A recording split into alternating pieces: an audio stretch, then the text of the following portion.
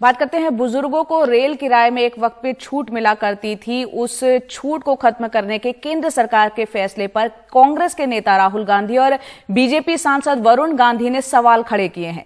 राहुल गांधी ने एक ट्वीट कर कहा है कि सरकार अपने मित्रों के लिए तो तारे तोड़ तक लाती है, लेकिन बुजुर्गों को रेल टिकट में छूट देने के लिए 1500 करोड़ नहीं है। वहीं वरुण गांधी, जो कि बीजेपी के ही सांसद है, वो भी सरकार पे हमले बोलते रहते हैं। उन्होंने भी ट्वीट किया है और कहा है कि जब सांसदों को रेल किराए में सब्सिडी जारी है तो वरिष्ठ नागरिकों की छूट खत्म करना दुर्भाग्यपूर्ण है। बुधवार को रेल मंत्री अश्विनी वैष्णव ने लोकसभा में कहा था कि सीनियर सिटीजन्स को रेल किराए में जो छूट मिलती थी उसके बहाल होने का इंतजार ना करें।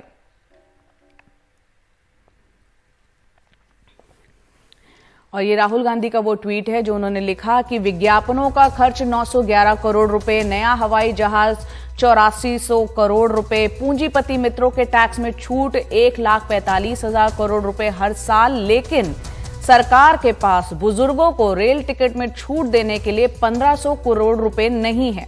मित्रों के लिए तारे तक तोड़कर लाएंगे मगर जनता को कौड़ी कौड़ी के लिए तरसाएंगे। तो एक बेहद सख्त और कड़े अंदाज में राहुल गांधी ने यहां पर ट्वीट किया है और तंज भी कसा है। वहीं बीजेपी सांसद वरुण गांधी, उनके तेवर भी ऐसे हैं कि सरकार पर हमले बोलते रहते हैं, भले ही उनकी ही सरकार यहां केंद्र में चल रही है। उन्होंने लिखा है कि रेल किराए में वरिष्ठ नागरिकों को मिलने वाली छूट को खत्म करना दुर्भाग्यपूर्ण है। जब सांसदों को रेल किराए में मिलने वाली सब्सिडी जारी है तब देश के बुजुर्गों को मिलने वाली राहत हमें बोझ लगने लगी। उम्र के आखिरी पड़ाव पर अपने लोगों का साथ छोड़ देना असंवेदनशीलता है, इस पर पुनर्विचार हो।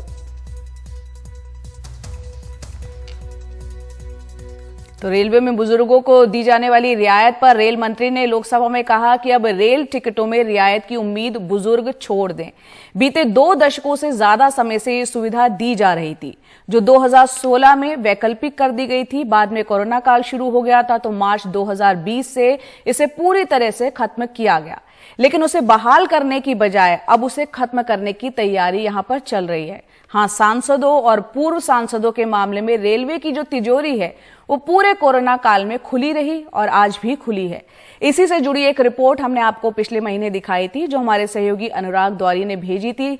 जैसे हालात उन दिनों थे वैसे ही आज भी हैं। देखते हैं वो रिपोर्ट। ये वो रकम है जो पिछले 5 सालों में सांसदों और पूर्व सांसदों को रेलवे में रियायत के तौर पर मिली है। जी हाँ, पूरे 62 करोड़ रुपए से भी थोड़ी ज्यादा। ये वो दौर है जब संसद में बैठकर हुक्मरान वरिष्ठ नागरिकों के लिए रेलवे रियायत को वैकल्पिक बना रहे थे। पिछले 2 सालों में तो इसे एक तरह से बंद ही कर दिया गया। भोपाल के जगन्नाथ गुप्ता की 4 बेटियां, 1 बेटा है, कोई साथ नहीं रहता। मुश्किल से खर्च चलता है, ऐसे में सफर चुभने लगा है। चांद जॉर्ज भी कहते हैं कि 30-40 साल की नौकरी के बाद कुछ रियायतें ही मिलती थीं, सरकार ने सब वापस ले ली। ये जो है सरकार का जो है ना, ये नाकामी है एक्चुअली। ये सरकार जो है ना, केवल जो है ना अपने उससे कर रही है, बाकी इसमें आम आदमी को कोई राहत नहीं है, पब्लिक को कुछ नहीं मिलता था। रेलवे तो बल्कि और किराया बढ़ा हुआ ले रही है रेलवे, अभी भी ले रही है। जनतंत्र में यही तो सबसे बड़ा दुर्भाग्य है कि एक एमएलए जो है 5 साल रहता है, उसको जो है आजीवन पेंशन मिलती है। रेलवे की सुविधा, कैंटीन की सुविधा, टेलीफोन की सुविधा, पेपर वर्क की सुविधा, हर चीज़ की सुविधा। कोई कंसेशन मिल नहीं रहा है, पूरा चार्ज देना पड़ता है। कोविड में बंद कर दिया, उसके बाद अभी बिल्कुल बंद कर दिया, मतलब चालू करने की कोई गुंजाइश नहीं है। संसदों को सब कुछ मिल रहा है, क्या सब कुछ फ्री मिल रहा है, सब कुछ फ्री मिल रहा है, और 2-2, 3-3 पेंशन भी, 4-4 पेंशन भी मिल रहा है, और सब कंसेशन में मिल रहा है। हम लोग को क्या मिल रहा है?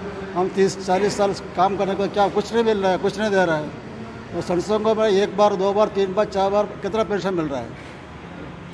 ये तो हकीकत है।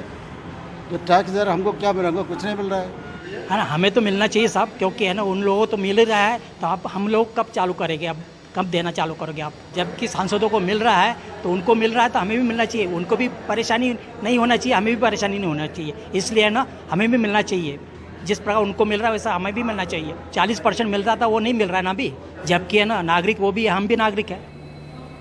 ये मत सोचिए कि इन वरिष्ठ नागरिकों पर रेलवे कोई एहसान करेगा, क्योंकि रेलवे ने मार्च 2020 से 2 वर्षों में वरिष्ठ नागरिकों से 1500 करोड़ रुपए से अधिक का अतिरिक्त राजस्व अर्जित किया है। 20 मार्च 2020 और 31 मार्च 2022 के बीच रेलवे ने 7 करोड़ 31 लाख वरिष्ठ नागरिकों को रियायतें नहीं दी। इनमें 60 वर्ष से अधिक आयु के 4,46 करोड़ पुरुष, 58 से अधिक आयु की 2 करोड़ 84 लाख महिलाएं और 8,310 ट्रांसजेंडर लोग शामिल हैं। इस अवधि के दौरान वरिष्ठ नागरिक यात्रियों से प्राप्त कुल राजस्व 3,464 करोड़ रुपए है, जिसमें रियायत के निलंबन के कारण अर्जित अतिरिक्त 1,500 करोड़ रुपए शामिल हैं। हमारे सांसदों एवं पूर्व सांसदों की वातानुकूलित रेल यात्राओं पर खर्च करने के लिए सरकार के पास खूब पैसा है, पर हमारे वरिष्ठ नागरिकों को जो रियायत लंबे समय से मिलते आ रही थी उसको बहाल करने के लिए पैसा नहीं है। उम्र के इस पड़ाव में आय के अधिकतर स्रोत सूख चुके होते हैं। ऐसे में सरकार की जिम्मेदारी है कि वह अपने वरिष्ठ नागरिकों के प्रति उदारता दिखाए, सम्मान दिखाए, उनको रेल टिकट किराए में मिलने वाली रियायत बहाल करे। वरिष्ठ नागरिक हमारे समाज की, इस देश की धरोहर हैं, उनको मिलने वाली रेल टिकट किराए में रियायत बहाल होनी चाहिए। दरअसल कोरोना से पहले महिला वरिष्ठ नागरिक यात्री 50% रियायत के लिए पात्र होती थीं, जबकि पुरुष और ट्रांसजेंडर सभी वर्गों में 40% छूट का लाभ यात्री उठा सकते थे। एक महिला के लिए रियायत का लाभ उठाने के लिए न्यूनतम आयु सीमा 58 वर्ष थी, जबकि एक पुरुष के लिए ये 60 वर्ष है। वरिष्ठ नागरिक रियायत छोड़ दें, इसके लिए रेलवे ने गिव अप योजना चलाई थी। आश्चर्य है जिन सांसदों, पूर्व सांसदों को 3-4 पेंशन मिलती है, कई सांसद जो लखपति करोड़पति हैं, आखिर रेलवे उनको ये गिव अप टाइप योजना क्यों नहीं समझा पाती? आखिर माननीयों की क्या मजबूरी है कि तमाम सुख सुविधाओं उनको और दुख तकलीफ़ें आम जनता को, जिनके टैक्स के पैसों से माननीय आराम फरमाते हैं, और जवाब पूछिए तो यकीन मानिए सर्वदलीय चुप्पी मिलती है, क्योंकि ये सारे हित भी सर्वदलीय हैं। भोपाल से कैमरा पर्सन रिजवान खान के साथ अनुराग द्वारी, NDTV इंडिया।